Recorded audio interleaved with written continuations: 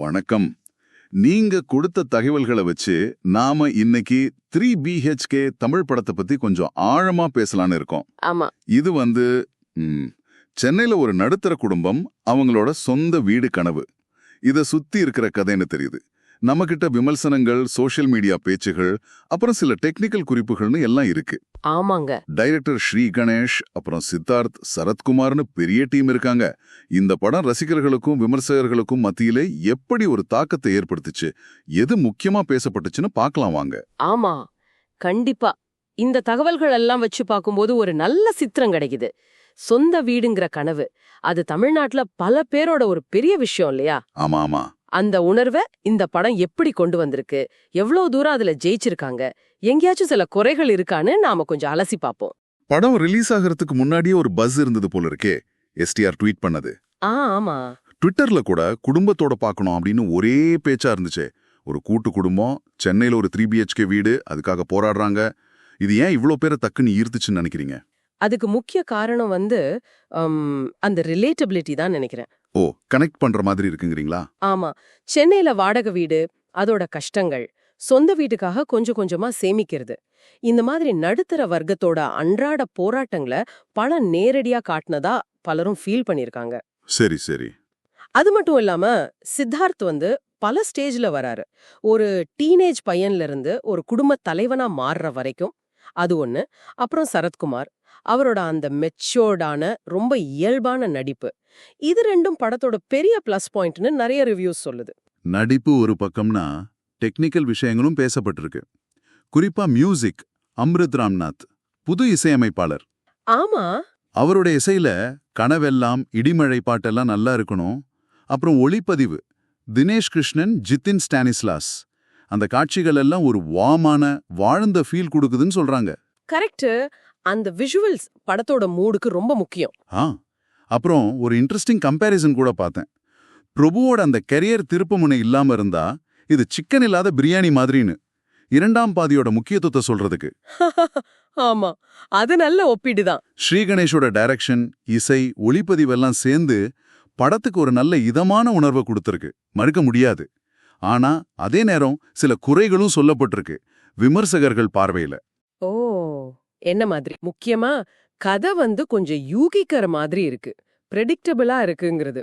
அதாவது குடும்பம் ட்ரை பண்ணுது, ஒரு தடை வருது, திரும்ப போராடுறாங்க, இந்த மாதிரி ஒரு வட்டத்துக்குள்ளே போகுதுன்னு ஒரு கருத்து. சரி. அப்புறம் சில டைம் ஜம்ப்ஸ், அதாவது கால மாற்றங்கள் கொஞ்சம் வேகமா போறதால சில எமோஷனல் மொமெண்ட்ஸ் சரியா ரெஜிஸ்டர் ஆகலேனோ, தேவயானி மாதிரி சில சப்போர்ட்டிங் கேரக்டர்ஸ்க்கு இன்னும் கொஞ்சம் ஸ்கோப் கொடுத்திருக்கலானோ சில விமர்சனங்கள் நியூ இந்தியன் எக்ஸ்பிரஸ் மாதிரி சொல்லுது. இது ஒரு இன்ட்ரெஸ்டிங் பாயிண்ட். ஏன்னா ஒரு பக்கம் நீங்க சொல்ற மாதிரி கதை பிரெடிக்டபிள்னு விமர்சனம் வருது.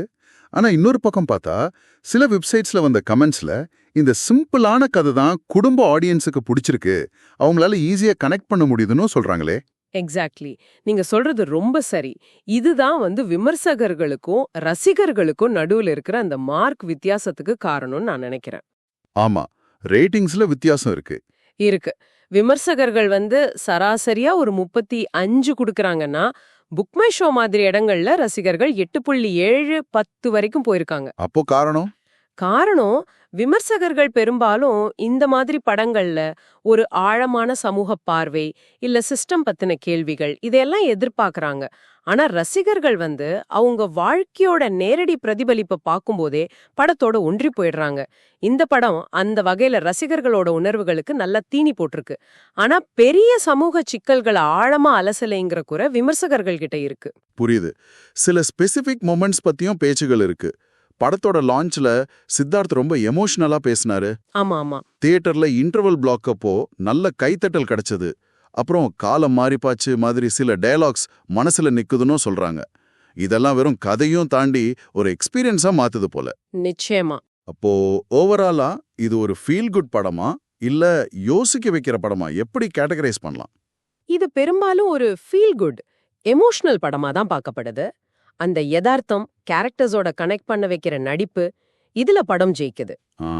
ஸ்ரீ கணேஷோட முந்தின படம் 8 தோட்டாக்கள் மாதிரி ஒரு கிரைம் த்ரில்லர் இல்ல. இது ரொம்ப சாஃப்டான ஃபேமிலி ஃபீலிங்ஸை மையமா வச்ச ஒரு படம். ஆனா நாம முன்னாடி சொன்ன மாதிரி அந்த ஆழமான சமூக பார்வை, எதிர்பார்க்காத திருப்பங்கள் இதெல்லாம் குறைவா இருக்கிறதால தான் அந்த கருத்து வேறுபாடு வருது. இது ஒரு கனவு அழகா காட்டுதே தவிர அந்த கனவு ஏன் இவ்வளவு கஷ்டமா இருக்குங்கிற கேள்விய ரொம்ப ஆழமா கேட்கல.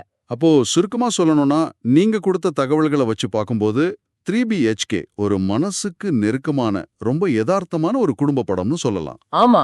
குறிப்பா சென்னையில சொந்த வீடு கனவுக்காக கஷ்டப்படுற நிறைய பேருக்கு இது ரொம்ப ரிலேட் ஆகும்.